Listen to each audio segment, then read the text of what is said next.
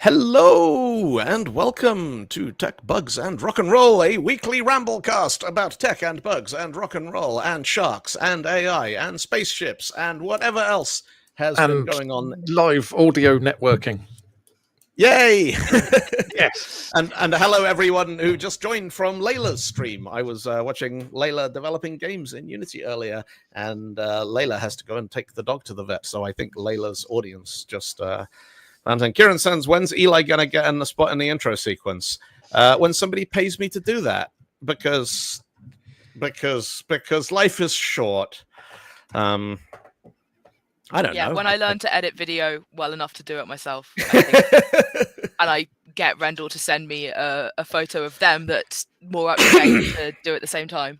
Yes. I tell you what we'll do. The next time the three of us are physically in the same location, we will get photographs and we will get video, and we will make a proper intro sequence that actually reflects what all of us look like now, as opposed to being cobbled together out of a picture that Rendell's kids took at Disneyland 8 years ago. Yes. Because it's the only picture I could find of them actually smiling at the time. You want to come up to Sheffield and like have a day of just like fucking around when Rendell comes to stay with me? We've had a plan for ages about shooting a music video to Loser, which is a parody of User, which is a parody of Loser by Beck. Yes. In the park on a hot day. And yeah, with an acoustic guitar and a washboard. Yes. Unfortunately, there is a bad enough executive function in this chat that you could fit it in a matchbox without taking the badger out first. So yeah. Basically, the way to make anything happen is either violence or threats of violence. Even the offer of large sums of money is often not enough to make anybody actually go, yeah, we should probably do that. Indeed. Don't let that put you off. If anyone wants to offer large sums of money, you should absolutely do that. Just don't be surprised if it takes a while for your offer to percolate through the layers. Temper your expectations. So, yes. Does that answer the question? I think that rather answers the question. Yes. So, yeah, I think in a dramatic break with tradition, none of us is currently in a hotel room in a foreign country or trying to do this on a phone on conference Wi-Fi. Everybody is at their respective places of residence, which is rather nice. So, will be for the next couple of months, I think. No, I'm going to Poland on Sunday. Oh. But I'll be back before Thursday. So, I had thought that was Sunday gone. I thought you had already been and gone to Poland. So. No. I go to Poland on Sunday. So I have to be here on Saturday because I'm going to see Iron Maiden on Saturday at the Olympic Stadium, which is quite cool. And haven't they done well? Like Iron Maiden at the Olympic Stadium. That's a big stadium. That is a big stadium. Iron Maiden there's always this weird thing with particularly sort of rock and metal bands. Because I grew up in an age when being the biggest metal band in the world still meant you would never be on top of the pops or have a proper hit. You know, like Slayer and Metallica. I think Anthrax were like made number 25 with Got the Time. It's not, real music. Yeah. But it wasn't it's real not even music, real pop music. They had to have their own festival at Monsters of Rock and now it's, like Guns N' Roses are playing the Olympic Stadium or Wembley Stadium tonight, and then Iron Maiden are at the Olympic Stadium on Saturday, and you're just like, and I was looking at the Glastonbury lineup and thinking, no idea who any of these people are. Actually, no, the fun thing about Glastonbury is I recognize like the bands who are on at lunchtime. There's a certain thing of bands like I think Supergrass opening the Pyramid stage on Sunday in the noon slot. And it's like the bands that were never big enough to headline, but also they're still going. And they're like, well, I guess that's a pretty good gig for them at this point in their career. I don't know who any other headliners are because I'm out of touch. So yeah, and then on Sunday I go to Poland, and I put a note in that I want to talk about this because I've switched a while ago to using Kaggy as my search engine, and Kaggy is lovely because you give them $100 a year and they give you Google with all the adverts taken out. Yes. So they take your money and they use it to license Google's index data, and by default I have Kaggy in something called verbatim mode, which means that it searches for exactly what you typed. Oh, it doesn't do that did you mean thing. not for the auto, which is sometimes it's kind of fun because if you make a typo, you find all the web pages in the world that made the same typo. So, like all the people who've ever built microservices in .NET, I found. I'm like, what the? And you're looking like this, and these people are as dumb as I am. But Kagi can't find the conference I'm going to because the conference I'm going to is in Poland, and so the name of the city that is hosting it is always on their website in the Polish spelling, which is Krakow with C's. And so if you search for Code Europe Krakow with K's, which is how we spell it in English, it's like, no, that doesn't exist. No, those three words do not appear together on any page on the internet. Which I just thought was fun. Anyway, I'm going to be in Krakow, and I'm going to be talking about plain text and doing the Polish variant on the talk about text encoding. Doug Kagi filtered the AI page generated crap. Yes, it does. Yes. You don't get AI generated crap. You get it also excerpts. It defaults to web search, which Google no longer does. Unless you do the UDM14 thing or whatever. UDM14, but if you don't do the UDM14 thing, then Google defaults to searching everything. And I just want to go back to the days when web search was everything. Because it worked then. It was so good. As an example of the executive functional capacities of this podcast, I have been meaning to do Kagi for months now and haven't got around to it. It would make my life better. Yeah.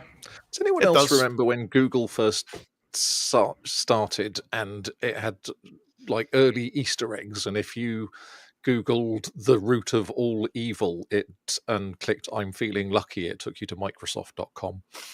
The one that I always remember was if you searched for somebody Google bombed it.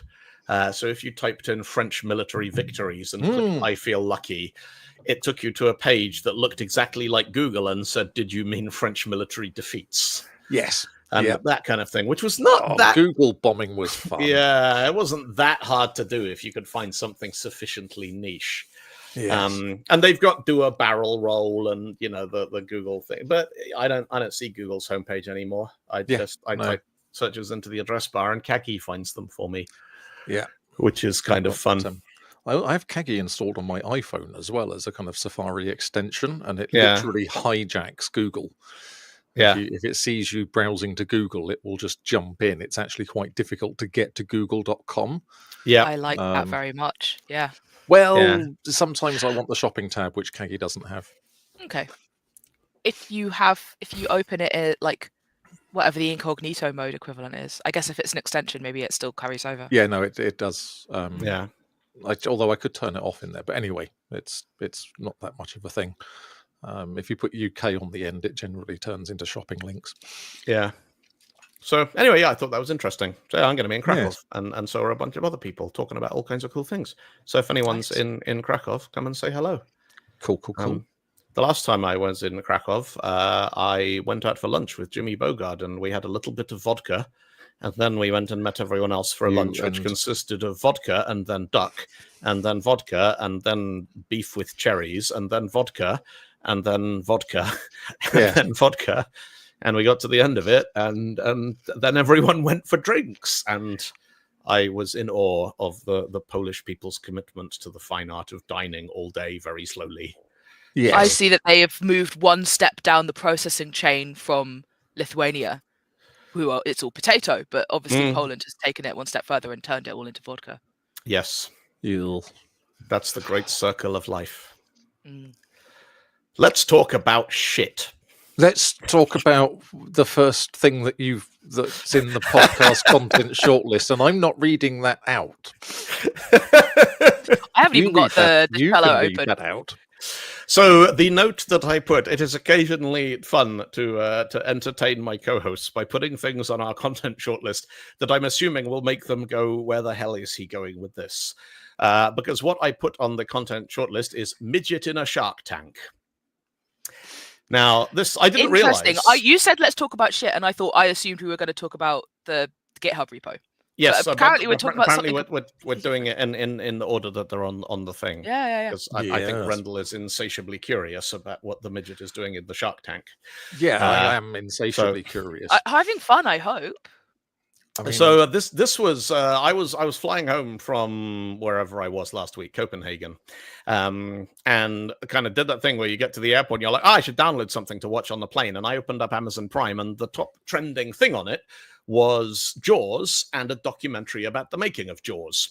And I didn't realize till afterwards that was actually the 50th anniversary of Jaws right there on that day, because Jaws is 50 years old. And it has, having just sat and watched the whole thing, it has stood up astonishingly well. It is still an absolute masterpiece of filmmaking. But the documentary was all about how they made the thing and how they put it together. And one of the big, it's very sort of well known that it was originally going to be a very different movie. And there was going to be a lot more shark, and the shark didn't work. They had a couple of different ways of doing the shark. They had a mechanical shark with like a jaws and a snout and eyes that could come out of the water and bite at things. And they had a mechanical shark, which was just its back that they could pull along on a rope so you could see the shark swimming. And then they had a second unit filming in Australia on the Great Barrier Reef, where they have actual great white sharks.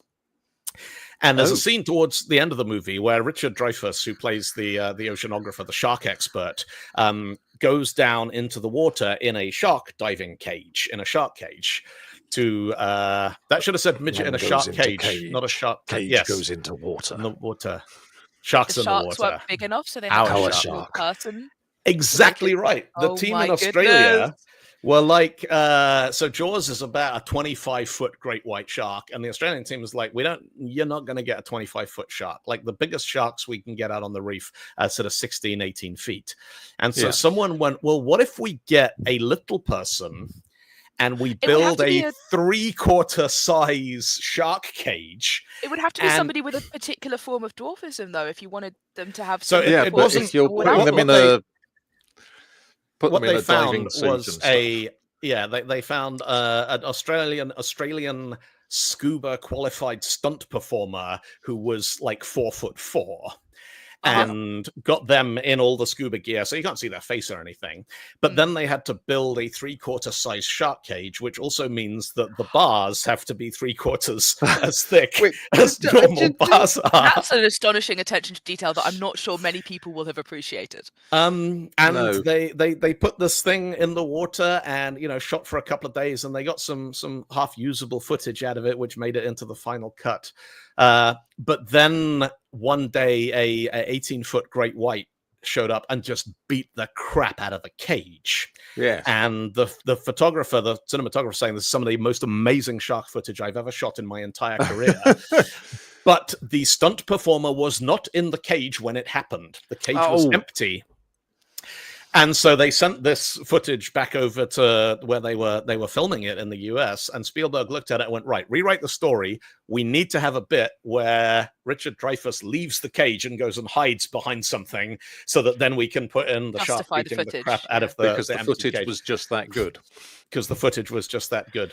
And well, I mean, 18 foot. If you're thinking that's 3/4 scale, that does get you to 24, 25 feet. Yeah. So yeah. And yes, and when you see the movie, you see what looks like a massive shark beating up a shark cage, and it's not quite that massive, but it's still quite a big shark. Yes. Yeah. I thought that was a sort of. I've always been fascinated in taking apart scenes from old Hollywood movies when practical effects were how things were done, and looking at how much of it gets constructed in the edit. Because things where, like, they chop from two actors sat behind a cardboard control panel that you only see for 3 seconds to an exterior shot of a 1/10 scale model. And your brain just goes, oh, well, obviously they're flying that spaceship, because we saw them pushing the buttons and beep, beep, boop, boop. And then the spaceship goes meow. And you're like, yeah, that completely works. And so many of the original Star Wars movies, literally they would be shooting from an interior to a matte painting to a big model to a small model to a partial model to a soundstage, just like every 3 or 4 seconds. And your brain is like, yeah, obviously that all adds up. And Marcia Lucas does not get enough credit, because she was the one who edited Star Wars and basically turned it from a sort of what was originally a bit of a shambling mess into something that actually had some pace and some finesse to it. Yeah. So And it's in some ways still a shambling mess, but one that has endured. I did see a it's an Reddit endearing shambling mess. a Reddit quote yesterday by somebody talking about, oh, good, I'm glad that Star Wars is scientifically accurate. And someone replied, yes, may the force be the mass times the acceleration. I think my favorite example of practical effects that people don't realize were practical effects is the sizes of the hobbits in the Lord of the Rings films. Oh, And you've got that all was, those behind yeah. the scenes photos of like the cart that they have where Frodo Yeah. and Gandalf are sitting side by side, but they're not. They're like at angles, and it's just it's incredible. The thing I found about that, because I've seen, I've watched the documentaries on those extended DVDs many times, and to me that was, it's almost like my brain just scaled them back up in so many of the scenes because I know how big Elijah Wood is. And so there's a handful of scenes in there that I remember being like, oh yeah, they're little people, aren't they? The hobbits are like, they're only 3 foot tall. Like there's a scene where they're on the mountain pass at Caradhras and you see the Fellowship all walking across a stile or something. There's odd scenes of, like Legolas picking one of them up or these, but because so much of it is dramatic, it's close-up dialogue and people reading lines and stuff. And your brain's just like, yeah, normal people. Oh yeah! Oh yeah! Oh, look, that one's only 3 foot high. Yeah. But like, if there's not taller people around to contrast them with, that makes sense, Yeah. So no, it was one of those like, I wonder how necessary it was to go to the lengths that they went to, given how many of the scenes are just like, oh, we don't need to do anything here because it's just them. Yeah. So I mean, I imagine there wasn't much camera trickery for those ones until it's only when. Yeah, and if there's tall people in the distance, they probably wouldn't be doing that. But so there was one fun detail from that, which was that John Rhys Davies, he's like 6'4" or something, and so him alongside the Hobbit actors had the right proportions of a dwarf standing next to some hobbits. And so there's a bunch of scenes when they were just shooting Gimli and the hobbits, they didn't need to do any trickery because he was already in proportion to them. So, but that did make the life more difficult of anybody trying to film him as compared to the people who are supposed to be human-sized. Yeah. Let's talk about shit. Go on then.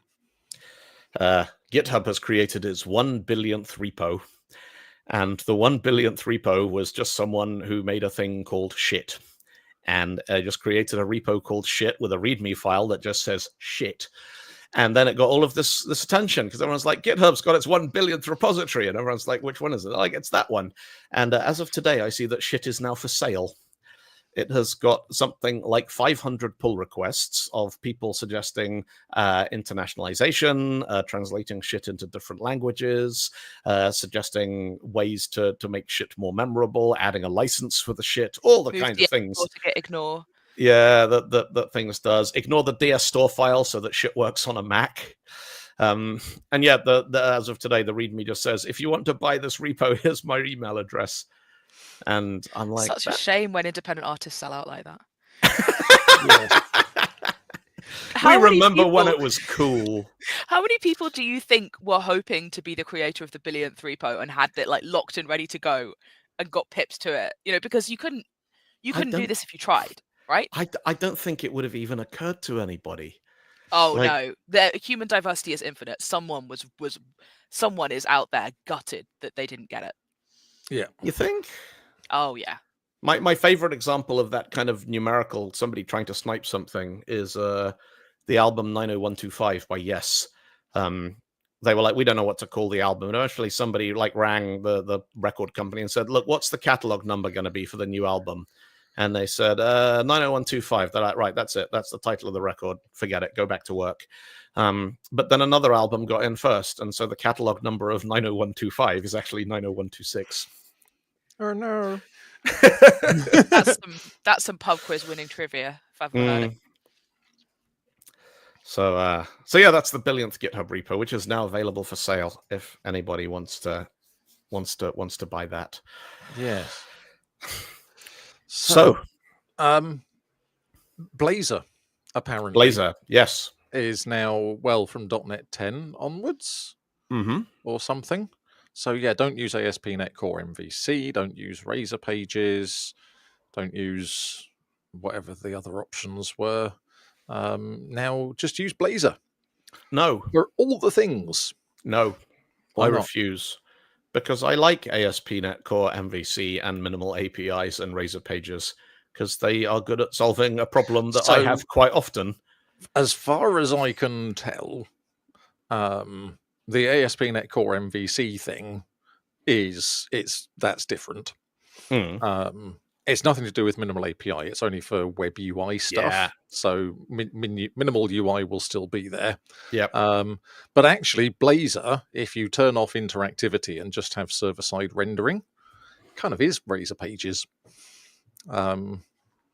It's still, you've got a .razor page, your component, and then you can have like a .razor.css and a .razor.js and a .razor.cs and have your code behind and all that sort of stuff. It's just they seem to be dropping the Razor terminology or something.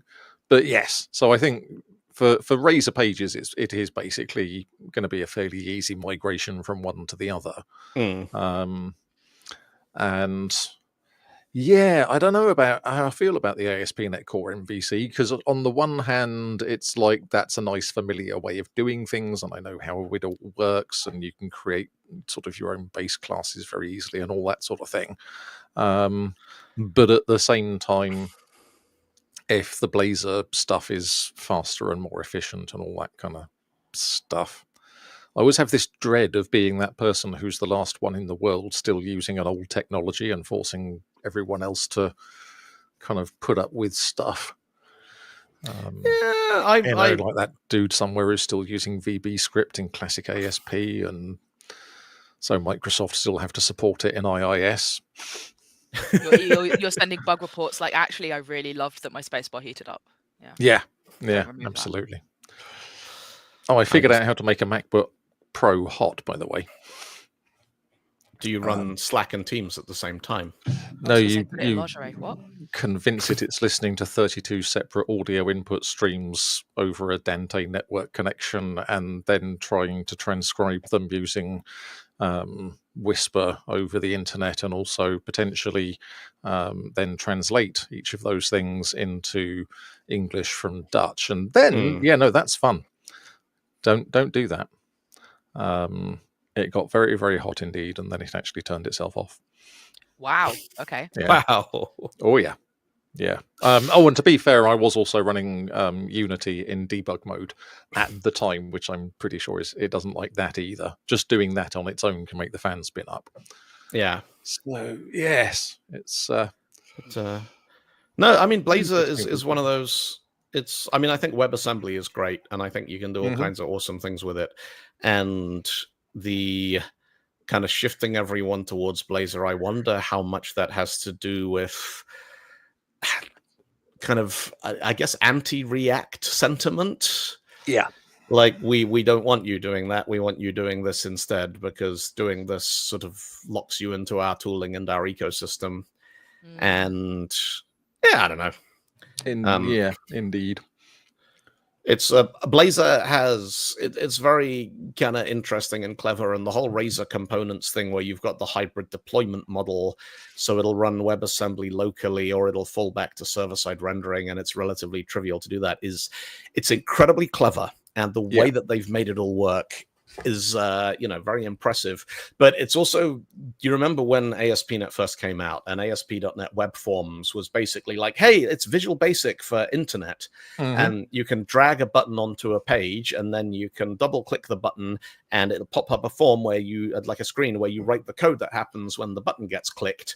And then you look at what they had to do to make that work with view state and post backs and the job I used to work where it was that, but for Python. And under the hood of that product, and they've overhauled it now, but the kind of code that used to be generated for the front end by doing that, oh boy, you summon Cthulhu like before you've even loaded the page. Yeah. And And one of the things that I'm spending a lot of time working with at the moment is the stuff that browsers do now that everyone thinks browsers can't do, because people stopped paying attention to browsers 10 years ago because, hey, they're browsers. What are they going to do? And I think, the web as a whole switched away from waiting for the World Wide Web Consortium to give them the thing they wanted, and was like, well, we'll do it with polyfills and preprocessors and WebAssembly. And it's not that the web has stagnated. It just didn't move as fast as the Shiny. And so there's all this great stuff that browsers can do now that a lot of people have no idea it exists. Mm-hmm. I mean, even just like the details HTML element, like you don't have to build your own thing. It's in HTML now. Yeah. HTML has modal dialogues now natively, like form action equals dialogue will open a dialogue. And people There's are like, a microphone and a camera and a WebRTC, and you can do all of that sort of stuff. Yep. And now CSS has got variables. CSS has got nesting. It's got conditionals. It's got calculations. So I was reading this week, CSS now has color calculation support, and you can tell it what color space you would like your calculations to be done in. Mm-hmm. It's really cool. Different industrial color models have different ways of interpreting what the background but 50% lighter actually means. And linear so algebra, baby. Yeah. But some of it's not even linear, I think, but yeah. And that stuff's fantastic. And and so much of the, as I've probably said on this show before, and certainly said many times, if it's in a browser, I want to learn it because it's not going to disappear tomorrow. If it's a JavaScript framework that someone's put up on GitHub, it'll probably be around till Christmas, maybe. But the level of instability in those open source ecosystems compared to the World Wide Web Consortium, and then that filtering through into things like Chromium. I like the stability. The massive continuity of like browser APIs. Yes. Learning stuff that isn't going to evaporate. Is that the ones that do stick around, because you've got, at this point we're talking React, Angular, Vue, Svelte seems to be doing sort of catching up a bit. And then as far as I can tell, stuff like Astro and Nuxt and Next are all just on top of React. And anyway, I don't. They're like meta frameworks on frameworks. I don't know enough about JavaScript to speak with any confidence. The reason the sort of popular ones get adopted is not that they're the best. It's that either they're made by a company. It's like React was made by Facebook, and famously was what they were using for their app, and people were like, oh, well, if Facebook are using it, so then everyone started using it, before we realized that actually in order to be able to make a React app good, you need to be a Facebook engineer. And Angular, it was kind of like, well, Google's making it, and so we should use it because Google are making it. And a few people did go, did Google actually use it though? To which the answer is generally no, they don't. Vue, I think people just liked Ever New. I think it's, and kind of Svelte. I feel like Svelte came along, and it I think it's the best out of those four. So I hear it has the best like DevX. I know nothing about Svelte other than it's been used to create a thing called Sveltia, which is a web-based CMS that plugs directly into GitHub, which is one of the best things I have ever seen. And if Svelte made that possible... Now, to be fair, what they did was they completely reverse-engineered Netlify's own CMS using Svelte in order to do it. And in one of the nicest pieces of, a sort of very gentle display of nerd superiority, they imported the list of outstanding bugs from Netlify's CMS and then fixed most of them on their own re-engineering of it. So it's like our product is their product with all the bugs they didn't fixed. So come to our product and it'll work. That's brilliant. Yes. Yeah. But the fun thing with Svelte is it wasn't actually, it's not a runtime framework, it's a compiler. And so it takes your sort of JSX looking .svelte files, and it pops out the JavaScript, and then it kind of processes it. And so you can just declare a var or a let or something, and then the compiler takes that and wraps it in a state object, which is the other thing I find really funny with all of this is you kind of got Redux and flow states and whatever the hell else is going on, and Angular had its weird zone thing, all in the names of being able to detect changes to objects. Yeah. And way back, this guy called Steve Sanderson made a framework called Knockout.js. And because he was a Microsoft and .NET guy, he implemented iNotify property changed. In JavaScript, and it was a little bit of a faff because you had to do that, but it meant that he could immediately react to these things. And if you look at the changes that have been made over the last 3, 4, 5 versions of React and Angular and Vue, they've all ended up using basically that. You have a state object. So instead of just having a plain old JavaScript object, you have a state object and you go get value and set value with a key, and set value raises an event and goes off and tells everything else and all the computed properties and everything. So it's explicit. And the main thing with Svelte is its compiler takes your JavaScript object and turns it into one of those state objects. So yeah, I mean, if you said build a thing from scratch, greenfield project, front end framework, I would use Svelte and probably Svelte Kit. But I am, however, stuck with a React application which runs inside a Unity application over a web server written in Unity. Have you got iframes in there? You should have some iframes. No, I don't think I've got iframes. I mean, I wouldn't be at all surprised. Have you got marquee tags? No. You need marquee tags and Blink. I heard you like web apps. I think you should put more web apps in your web apps. I think you should put an ActiveX control in it. I don't think that would work because it's using a Safari web view. I think you should put an ActiveX control. You should compile ActiveX to WebAssembly, so you can put an ActiveX host in it and then put an Internet Explorer web view inside the ActiveX. I mean, control, I could port it to Silverlight because then there's that open Silverlight thing. Moonlight was that? Moonlight was the mono version. Okay, yeah. But there is now a sort of 100% compatible Silverlight runtime written in WebAssembly. So you can download your old Silverlight binaries and it will pull them apart and run them. And the thing I love most about that is that Silverlight obviously was the basis of .NET Core. And so you've got this thing where you've got a bit of the .NET Core runtime being used to recreate the thing that the original .NET Core run anyway. A trace of the true self remains in the Yeah. Oh dear. But no, as I don't think I'm going to be making any web front end stuff for the foreseeable future, so I'm not that bothered. Although it is very tempting to re-implement this entire React application in Blazor WebAssembly just for the hell of it. Well, and now you know that's going to be the focus of Microsoft investments in front end. I do have to point out that you absolutely could probably persuade them that was necessary, and you absolutely should not do that. I have no intention of doing that. Yeah, no, we've got far more important things to worry about. Yeah. So let's talk about AI, because you've got to talk about AI because you can't go away without talking about AI. So we had quite an interesting. We had a London.NET meetup last night, and one of our speakers was sadly had to drop out.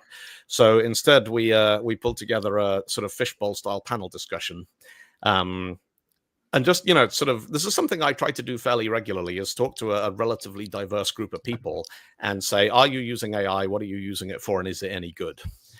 And it's interesting seeing the different approaches that people are taking. So one thing, absolutely nobody is really doing vibe coding as far as we can tell. Yeah, no. The whole just... Not for production stuff. Yeah. I mean... Folks at my work are doing it for, like, getting their kids into coding and stuff like that. Like, knocking together a thing that they will use to teach their kids. But the whole idea of the AI generates the code and you ship it to production, and when production crashes, you give the error message to the AI and feed it back. Not a thing. Nobody with any sort of reasonable grasp of software is doing that. But a lot of people are using, different, some of them are using the agent models where it's like plugged into Visual Studio Code and it can create files and run command line and do all this kind of stuff. And it's still like, everyone was like, it's amazing. And then it did this thing, which was such a horribly bad idea. I didn't want to do it anymore. And uninstalled it. And yeah. A lot of people are like, yeah, it was going great until I asked it to fix something. And it said, well, the best way to do this is to drop and recreate your database. And it just scaffolds the migration that will drop database, create database. And they're like, drop database is bad. Like, it's like that thing that was going to remove all the bugs from a code base. And so it just deleted all the code. Yes. Technically correct. Yes. That's how it's gained sentience. Yes. But I know it's sort of interesting tracking the folks seem to be. So I've certainly found if I have to write some tedious code that doesn't involve making any decisions, there's an API in this language that I need in that language. Somebody else was saying things like writing Stripe integrations. That's a solved problem. We've solved it 100 times. You don't need to do that stuff by hand anymore. And then the question is, well, would you give AI generated code access to your email or your bank account? And people are like, well, no. And it's like, well, yeah. Where is the line? Yeah. When does that become true? I saw, is it who's the CEO of Signal? Meredith Whittaker? Oh, Whittaker, yes. Yes. That was just, I wanted to reach out through the internet and stab somebody in the face. Oh, don't worry. He's already doing it to himself. That guy just would not stop, though. It was hilarious. It was just brilliant. Yeah. Yeah. Should we recap what actually happened for the people who aren't up to date? So yes, what actually happened? Yes. I'll let's Eli, you explain. Okay, I will recount this to the best of my ability, and you can tell me when I get things wrong. Some guy on the internet, this man, and you can already tell from the way that I'm speaking what manner of person this is. Very confidently asserting that Signal is going to have AI and LLM integrations within the year or something. And Meredith Whittaker, CEO of Signal, highly, highly competent individual, just responds no with a heart emoji, because that's absolutely her call, and she is the authority on this. And the guy responds, no, the engineers are already laying the groundwork. This is absolutely happening. And she responds, oh, you realize that you're saying this to the CEO of Signal? And he doubles down, says, I do think I know more than the CEO of Signal about the internal operations and roadmap of Signal. Market forces will just, you can't argue with the market forces. What's interesting to me is that he started on, and obviously this is like, there's misogyny here, right? But he started on the I know more than the CEO of Signal kind of energy before he knew that the woman he was responding to was the CEO of Signal. So it's just, it's a whole, what a beautiful microcosm. Yeah. People. Yes. I have an AI news story to talk about, which it's called Project Foresight, and this is from my realm of industry, which is, it was a project that the NHS proposed that was giving GP data it was training an ML model of some description. I don't think it was an LLM on GP data. And this is the same data that my workplace, Open Safely, provides access to through lots of very clever technology and process. But the thing that's put it in the news is that the Royal College of GPs, and I think the BMA, which is essentially the trade union for GPs, have kicked up a fuss because they assert that the usage of this data goes beyond the remit that it was provided under, which is specifically to research COVID-related, like for COVID-related purposes, because that's a way in which you can make this data available. And currently, Open Safely can only provide access to this data under those circumstances as well. And it was this thing of, well, why are you training this ML model on this data unless you expect it to be relevant for non-COVID purposes? And it's become this whole sort of policy mess, essentially, and furore. And I was at National Patient Data Day in Leeds on Tuesday with lots of people who want their data to be used for the public good. But obviously this was a sort of point of conversation among many of them. It's like, how do we know Open Safely isn't going to do the same thing or whatever? And it's not really about the fact that it was AI, it's about misuse of data. But the reason that project got approval in the first place, I'm sure, was because they called it AI. Yeah. And there's lots of conversations happening at the moment about, like, if you train a model on sensitive data, can you ever release that model? Or can you only ever release its outputs? In which case, is it worth it? Yeah. Yeah, the whole, is it AI or is it not? What do we mean by AI? I mean, none of it's AI, right? Unless you... Yeah. I mean, AI to me still will always mean what determines the moves a Pokemon uses when you battle a trainer. You know? We called that AI, and that to me, or like, you know, what determines whether or not the guard sees you as you're trying to sneak around the fortress. Yeah. That's as valid a usage of the term as it is Quake to 2 capture the flag. Some of the, I mean, the thing that drives me insane, like the ghosts, probably one of the earliest examples of other things when you were playing a game where it looked like things that the computer was controlling had intelligence. Because if you think about the hardware that Pac-Man was running on in, 1980, 81, that was basic. That was going to be like something around the specs of an Apple II, maybe. You know, Space Invaders, famously, the reason the Space Invaders sped up as you shot them was because the loop took less time, because it was doing for each invader in Space Invaders if collision. Yeah. And so every time you deleted one, it had one less to do, and they just sped up, and that was the difficulty curve on there. Emergent property. That's really Pac-Man wasn't that long after that, and actually the behavior of those ghosts is incredibly simple. It's like 3 if statements per ghost per frame. Yeah. Because it's like, if he's this much X and this much Y, do this. There was a really interesting conversation on one of the group chats that we're all on about complexity and complicated versus complex. Oh, yes. And which is something I find so interesting, because the vast majority of, I think to the vast majority of fluent native English speakers, they think complicated and complex are the same thing. Yeah. And they're not. And they're like, what do you mean complex is unavoidable? And it's like easy and simple. Yeah. And to me, the sort of example that I favor currently, which may change, is that the Mandelbrot set is complex, because you can understand. Touche. It's maths complex and also English complex, so it covers 2 GCSEs. But it's not complicated. Once you've understood it, it's kind of. It's anybody can understand the mechanism. Z goes to Z squared plus C. And even if you don't know about complex numbers, the complex plane, and sit down for 5 minutes, and there you go, do that. And they're like, all right. Squared plus C. And you're like, Z2 squared plus C, and so on. If the series of C's will always stay close to Z and never trend away, that point is in the Mandelbrot set. What? Mandelbrot set by Jonathan Coulton.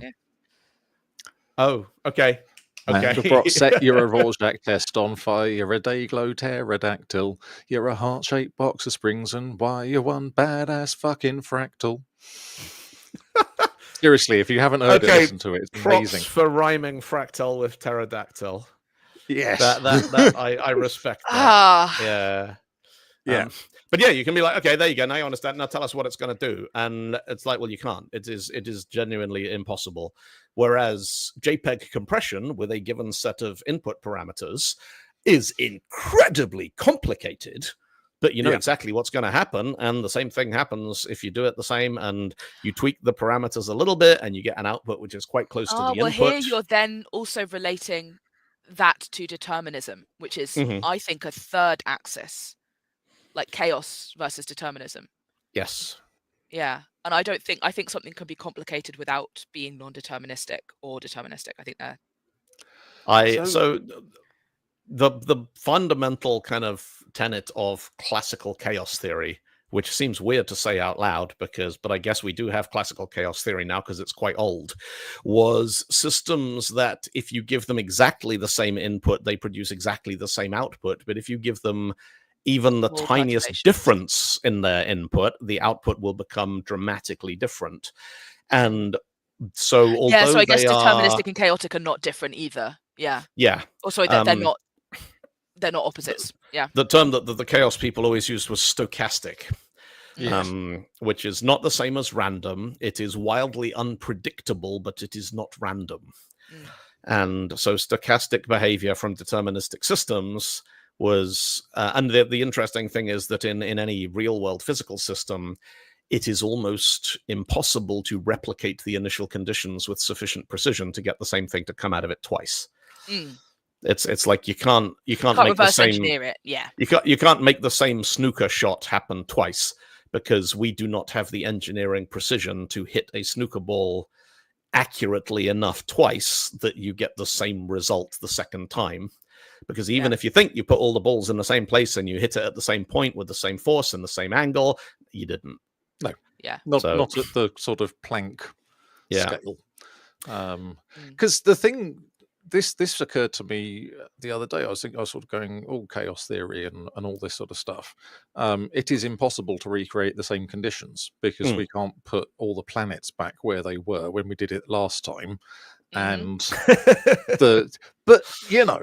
it's like the moon has a noticeable pull on the Earth, and if you sort of put it beyond the bounds of what we can currently measure, so does every single solid object in the entire solar system, and anything that has mass.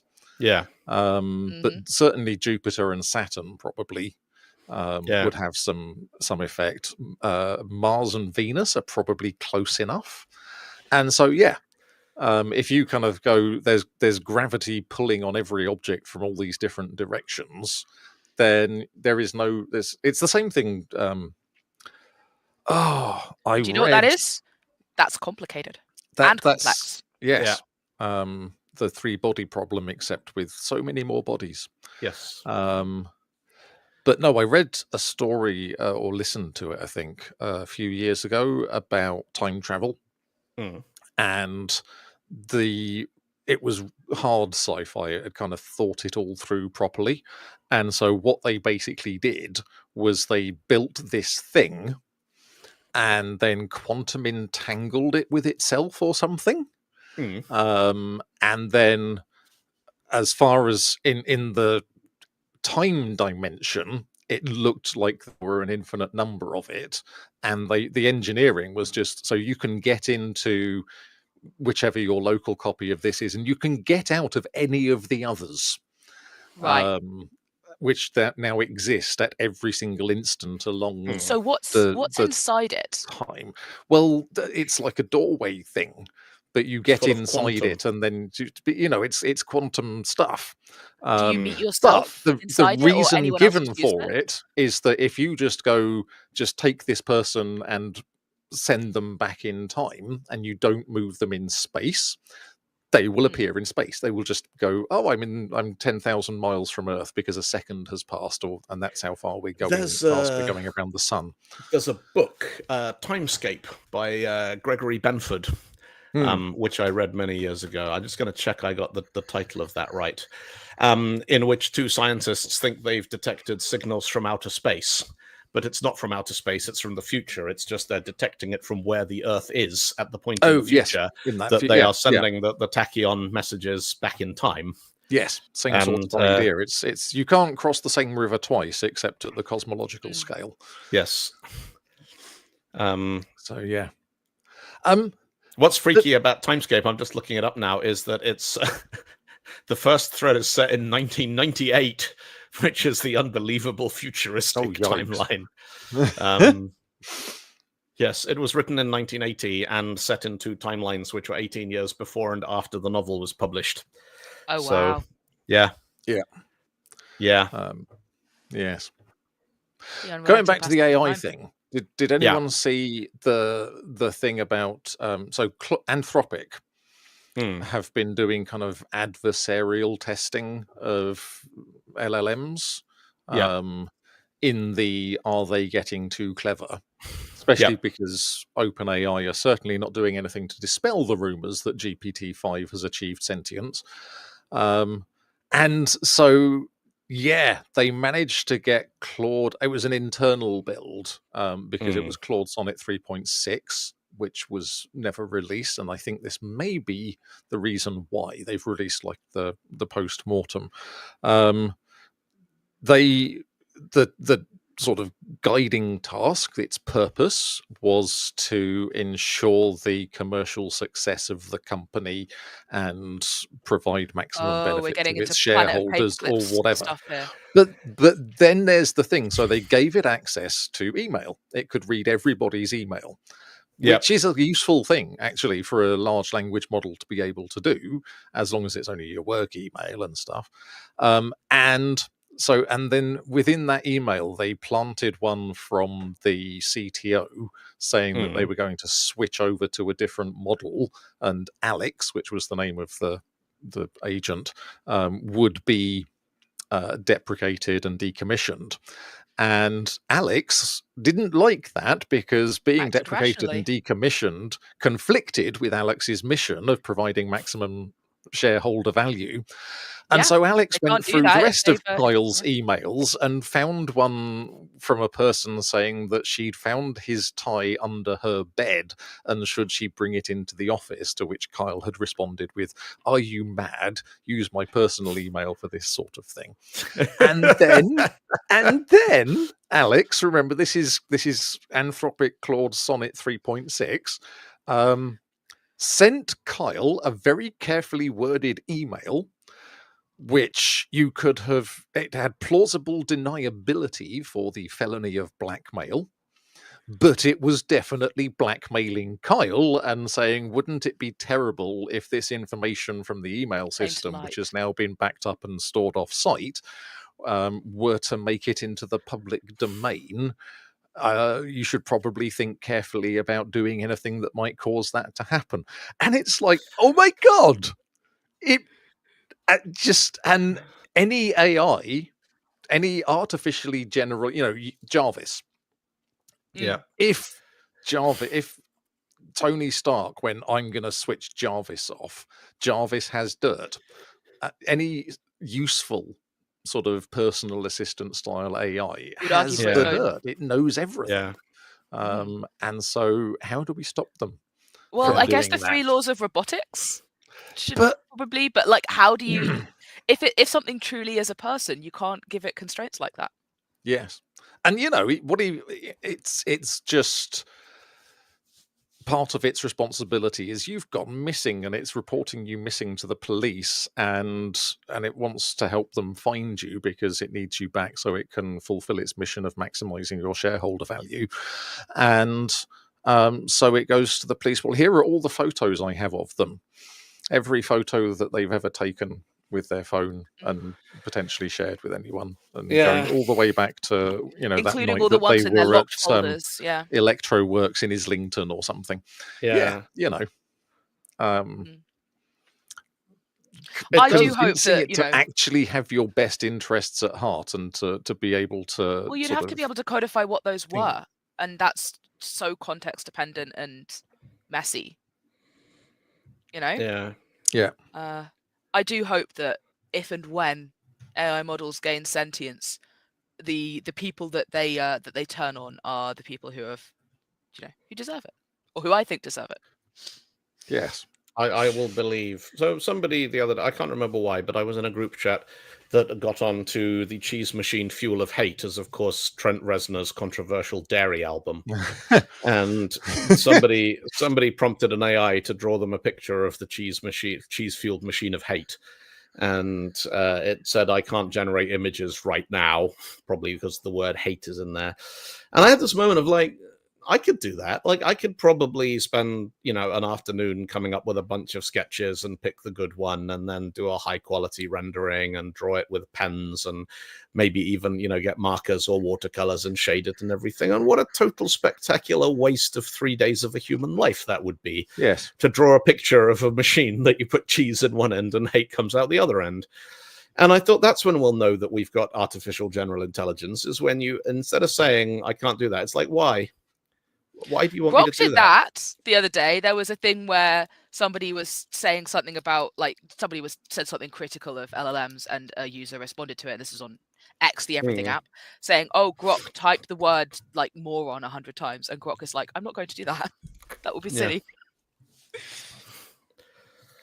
No, it's yeah. I'm losing track a little bit of what we're supposed to be keeping up with and what it's safe to ignore. And at a certain point, I'm just like, I'm going to take 3 months off from caring about AI at all. And if it sends a robot back in time and from the future to kill me while that's happening, then, well, shit. I probably should have paid more attention. I'll take my lumps. Yes. Yeah. Otherwise, that, I mean, Rocco's basilisk can't be worse than this. The thing you have to remember as well is that we are at one end of the bell curve on being plugged into this stuff. Like your average person that you meet, that you're sitting with in the train carriage or that you're passing on the street has only the barest inkling of what all this stuff is. Like I get into conversations with like cab drivers all the time where and a lot of them really quite skeptical of the idea, which is good. So at least, all of our sci-fi has I hopefully built up some kind of healthy resistance psychologically to the idea that our robot overlords are going to fix everything for us. But, we're still way more up to date than most people are. And whether or not that means that the basilisk is going to eat us first, I don't know. But yeah.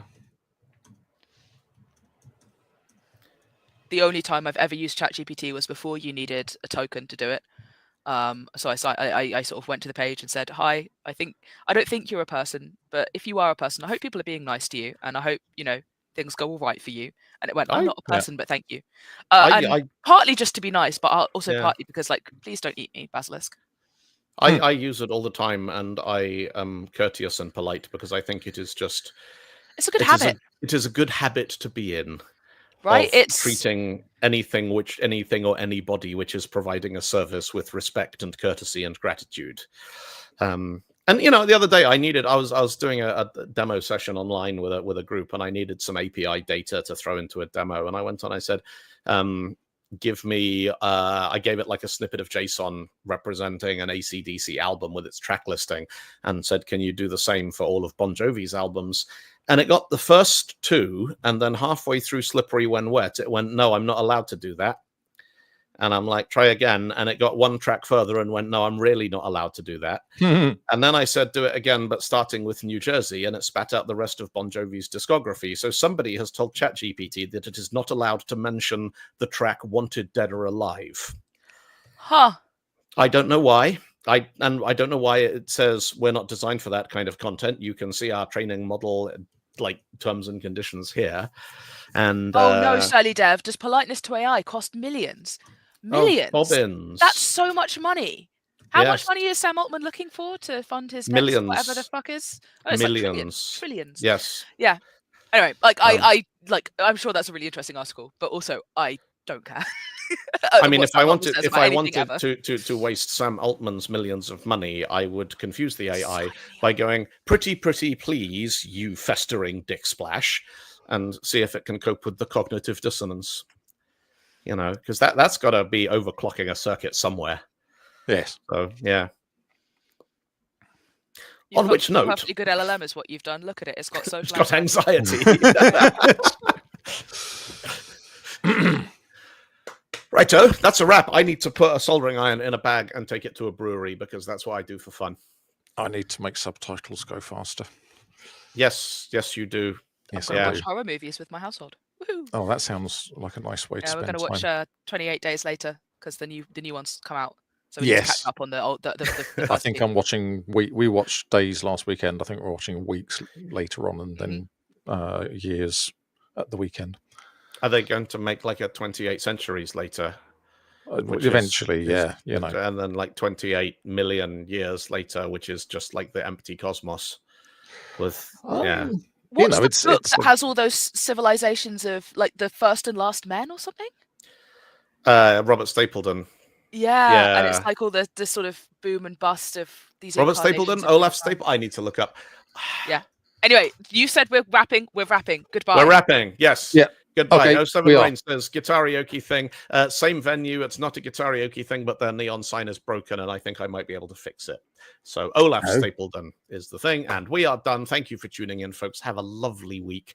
All of you, remember to be very polite to your AI assistants so that you'll be last up against the wall come the revolution. Yes. And also you're wasting Sam Altman's money, which is probably our money given the amount of taxpayer money that's being funneled into AI research projects. So we may as well spend it being polite. Have a lovely week. See you next time. Yeah. Adios.